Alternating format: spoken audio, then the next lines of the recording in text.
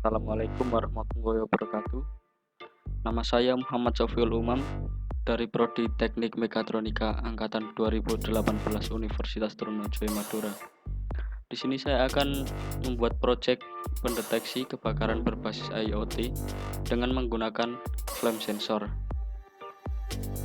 Flame sensor ini merupakan sensor yang mempunyai fungsi sebagai pendeteksi nyala api, yang dimana api tersebut memiliki panjang gelombang antara 760 nm sampai 1100 nm. Sensor ini menggunakan infrared sebagai transducer dalam mensensing kondisi nyala api. Berikut ini merupakan rangkaian dari modul flame sensor. Flame sensor umumnya memiliki 4 kaki. Yang pertama yaitu kaki VCC, yang kedua kaki ground, yang ketiga kaki digital output, dan yang keempat analog output. Untuk latar belakang dan tujuan saya membuat alat ini yaitu di akhir-akhir ini kan sering terjadi kebakaran. Salah satu faktor penyebab kebakarannya itu dari kelalaian manusia itu sendiri. Kebakaran sangat merugikan dan dapat menyebabkan trauma dan dapat menimbulkan kerugian yang cukup besar juga. Kejadian ini sangat berbahaya karena dapat menimbulkan banyak korban jiwa.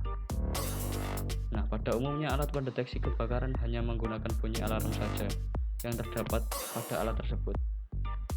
Nah, untuk proyek kali ini saya mencoba mengembangkannya dengan memanfaatkan teknologi Internet of Things supaya untuk memudahkan untuk mengetahui adanya kebakaran dari jarak yang jauh dimanapun kita berada. Proyek ini saya membuat secara sederhana, mungkin nanti bisa dikembangkan dengan lebih baik lagi. Nah, sekarang untuk konsep alatnya. Untuk alat saya menggunakan flame sensor ini sebagai input dan Node MCU ESP8266 ini sebagai microcontrollernya dan buzzer sebagai output dan juga smartphone. Cara kerja alat ini yaitu apabila flame sensor ini mendeteksi adanya api, maka akan diproses di Node MCU-nya ini. Dan buzzer akan berbunyi ketika mendapatkan sinyal dan juga notifikasi di smartphone. Sekarang untuk alat dan komponen. Yang pertama saya menggunakan Node MCU ESP8266. Yang kedua flame sensor. Yang ketiga buzzer. Keempat kabel jumper tipe female.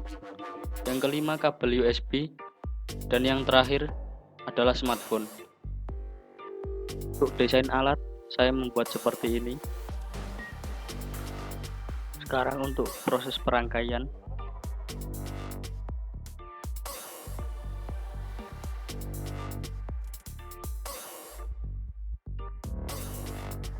Dan sekarang saya akan menjelaskan rangkaian dari alat yang sudah saya buat. Yang pertama, flame sensor ini sebagai input. Untuk pinnya, pin VCC terhubung ke pin 3,3 volt dari Node MCU. Untuk pin ground terhubung ke pin ground Node MCU. Dan untuk pin digital output ini terhubung ke pin D1 dari Node MCU. Untuk yang kedua, buzzer sebagai output. Untuk VCC terhubung ke pin D2 dari Node MCU. Dan pin ground terhubung ke pin ground Node MCU. Di sini saya akan menjelaskan program dari alat yang sudah saya buat tadi menggunakan software Arduino. Saya menggunakan library Blink. Di sini terdapat 3 variabel integer, yaitu pin api sama dengan 5. Ini adalah untuk mendeklarasikan pin digital output dari flame sensor atau sensor api ini terhubung ke pin 5 dari Node MCU. Dan ini kaki positif dari buzzer terhubung ke pin 4 dari Node MCU. Dan ini variabel integer api state ini adalah untuk variabel pembacaan sensornya nanti.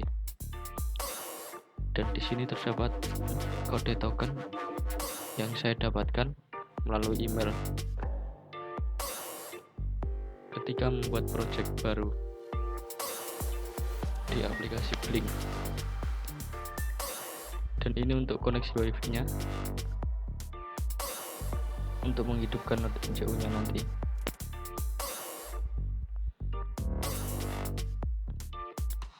Ini adalah nama WiFi nya dan ini untuk passwordnya. Kemudian di void setup terdapat pendeklarasian bahwa pin API ini adalah sebuah input dan pin buzzer ini adalah sebuah output. Kemudian di void loop-nya menggunakan condition if else, yang mana jika API state sama dengan low atau sensor API mendeteksi adanya api, maka yang diproses ini adalah pin buzzer dalam keadaan high atau buzzer akan berbunyi, dan ini untuk mengirimkan notifikasi, untuk menampilkan notifikasi di smartphone melalui aplikasi Blink.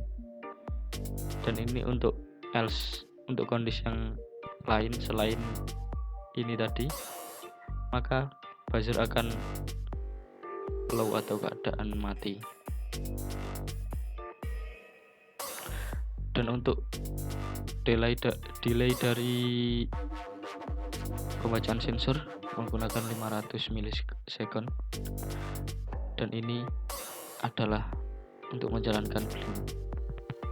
Dan sekarang untuk percobaan yang pertama menggunakan jarak 10 cm.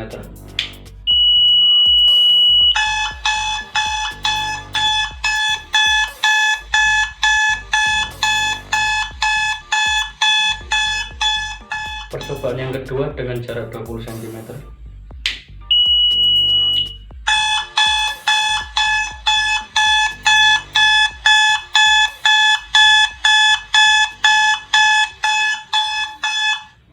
Dan sekarang untuk percobaan ketiga dengan jarak 30 cm.